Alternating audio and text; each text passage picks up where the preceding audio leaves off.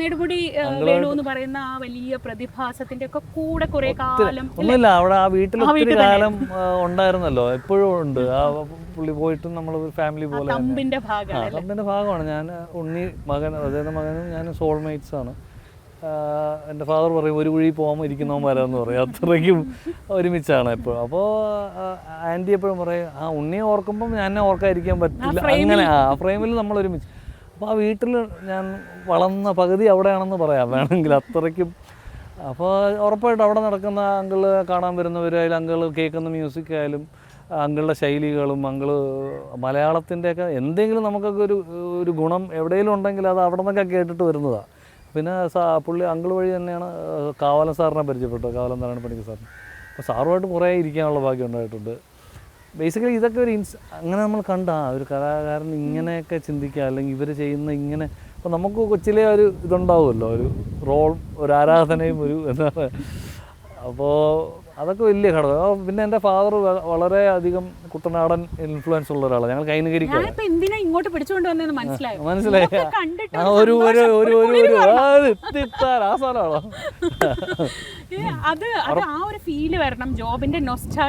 ഉറപ്പാണ്. ഞാൻ അവിടെ വളർന്ന ആളല്ല, പക്ഷെ ഞങ്ങൾ ഇടയ്ക്കിടയ്ക്ക് പോവുമായിരുന്നു. ആ തറവാടൊക്കെ പോകുന്ന സമയത്ത് ഞങ്ങൾ ചെറുപ്പത്തിൽ ഒത്തിരി ഇടയ്ക്കിടയ്ക്ക് പോയി വരുമായിരുന്നു.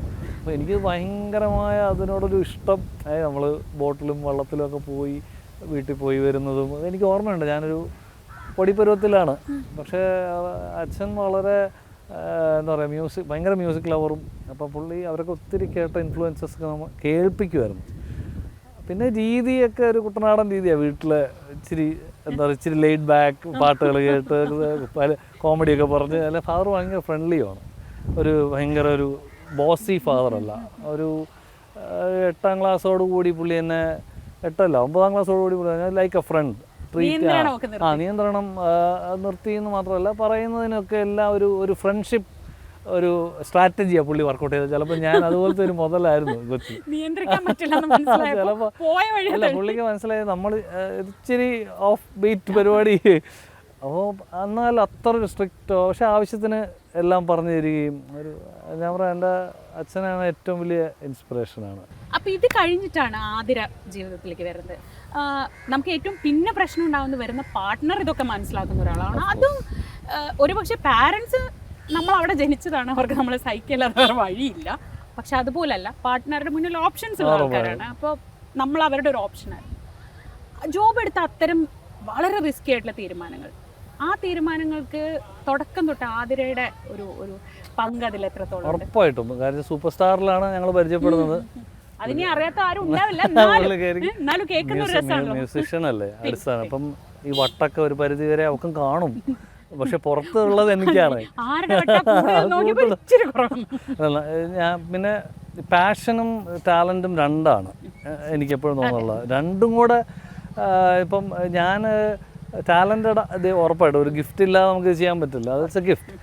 പക്ഷെ അതിൻ്റെ അളവിൽ കൂടുതൽ ഞാൻ ശ്രമിച്ചിട്ടുണ്ട്. എനിക്ക് Athira is A gifted singer. ഞാൻ എപ്പോഴും പാടിയാലും ഭയങ്കര രസമാണ്. ഒട്ടും പ്രാക്ടീസ് ഇല്ലാതിരിക്കുന്ന സമയത്തും ഞാനെന്ന് വെച്ചാൽ ഒരു 3 ദിവസം പ്രാക്ടീസ് ചെയ്തില്ലെങ്കിൽ ധുമ്മും താഴെ പോകും.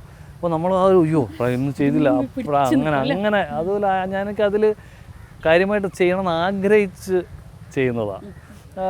അപ്പോൾ അത് രണ്ടും പക്ഷെ പുള്ളിക്കാരിക്ക് അതിൻ്റെ ഇത് മനസ്സിലാവും, നമ്മുടെ മൂഡ് സ്വിങ്സും എന്താണ് ഇപ്പോൾ ഉദ്ദേശിക്കുന്നത്, ഒരു നോട്ടത്തിൽ കാര്യം പിടികിട്ടും. Because she's an artist herself. അപ്പോൾ അതുകൊണ്ട് തന്നെ ഇതിൽ ഞാൻ കയറി വരണമെന്ന് ഏറ്റവും കൂടുതൽ ആഗ്രഹിക്കുന്നത് പുള്ളിക്കാരിയാണ്. അതൊരു ബ്ലെസ്സിങ് ആണ്. ഈ പറഞ്ഞ കണക്ക് നമ്മൾ ഓരോരുത്തർക്കും ഓരോന്ന് തലവരെയാണ്. തീരുമാനം എടുത്തു വലിയ പ്രൗഡായിട്ട് പറയുന്നതിലുപരി എനിക്ക് തോന്നുന്നു അതൊരു ഡെസ്റ്റിനി, ഒരു വരെയാണ്. എത്ര പേര് നമ്മൾ തീരുമാനം എടുത്തിട്ട് തെറ്റിപ്പോയിട്ടുണ്ട് നമ്മുടെ മുന്നിൽ തന്നെ അറിയുന്നവർ. ആ തീരുമാനത്തിനേക്കാൾ ഉപരി അതൊരു ഗിഫ്റ്റാണ്.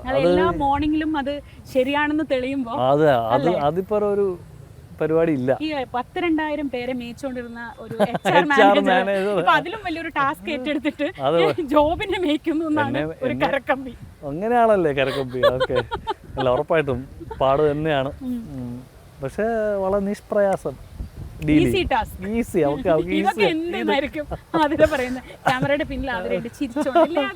ഉറപ്പായിട്ടും പുള്ളിക്കാരിക്ക് അത് ഈസിയാണ്.